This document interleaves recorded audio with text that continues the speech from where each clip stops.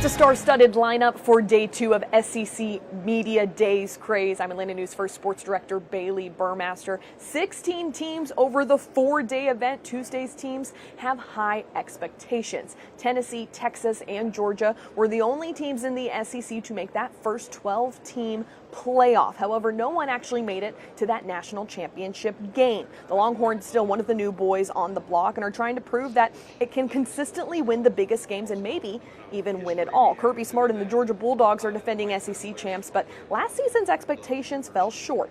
The days of dominating a Power 5 conference might be dwindling, but the Dogs are determined to show they're still the premier program in college football. And what a busy offseason for Tennessee. Spirits were high on Rocky Top after a playoff appearance, but a high-profile NIL dispute ended with a promising young quarterback playing for another team. There is plenty to get to with Tennessee, Auburn, and Texas, but let's start with the Dogs.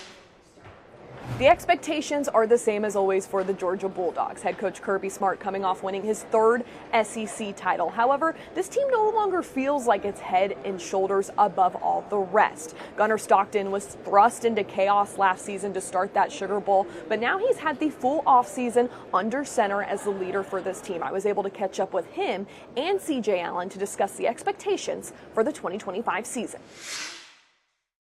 For starters, just how has the offseason been and getting back into the groove of things now that SEC Media Days is here? It's been great. We've had a great offseason, just working hard, running hard, and just competing and just trying to get closer together. For you, what was the biggest takeaway from last season, specifically that Sugar Bowl game against Notre Dame? For one, I think it was just the experience, but we're excited for the season. Where do you see yourself growing the most this season, especially as a leader on offense now that the role is yours?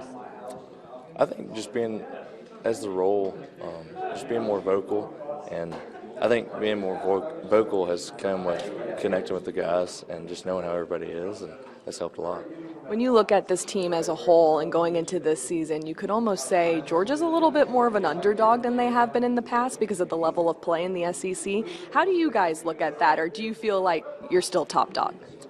Yeah, we hadn't really paid attention to much. We know who we are, and we're excited for the season.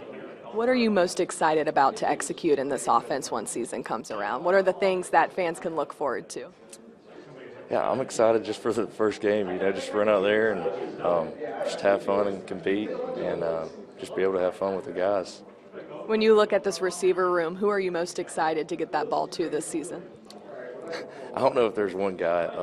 There's a bunch of guys, like the new freshmen, new transfers, and the guys that have been there.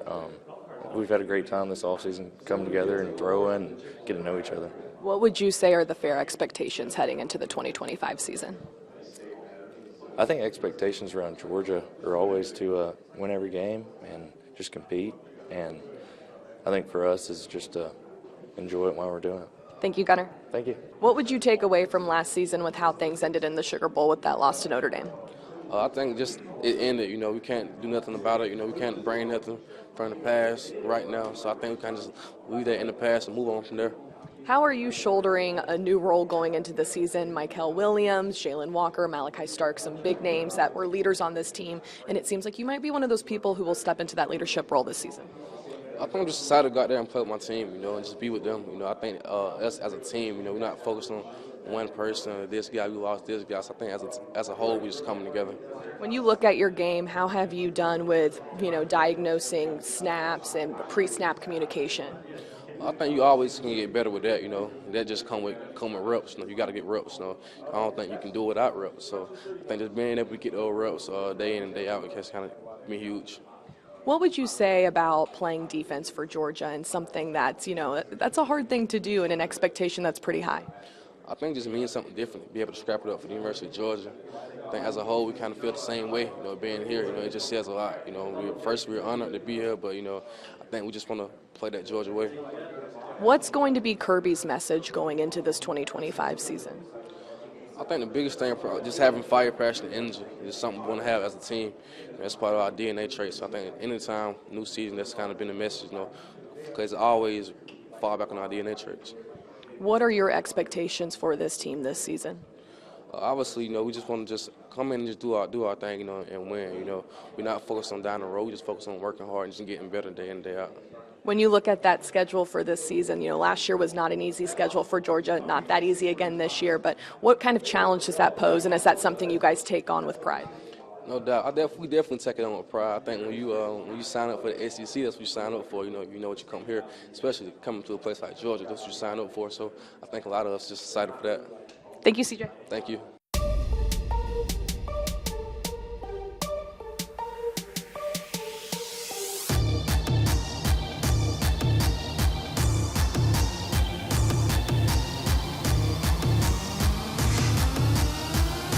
Smart is headed into his 10th year as head coach, and he's been very vocal about the changes in college athletics pertaining to NIL. I asked him if he had the same sentiments that Commissioner Greg Sankey had about college athletics not being broken, just strained. And he had an interesting response, saying he doesn't feel like it's broken or strained, just in flux. It's definitely not broken. If it was broken, then people wouldn't be paying the dollars they're paying to be part of it and buy into the television and do the things they have to do. So it's definitely not broken. Strained, I might not agree with that. I might, say it's just in flux.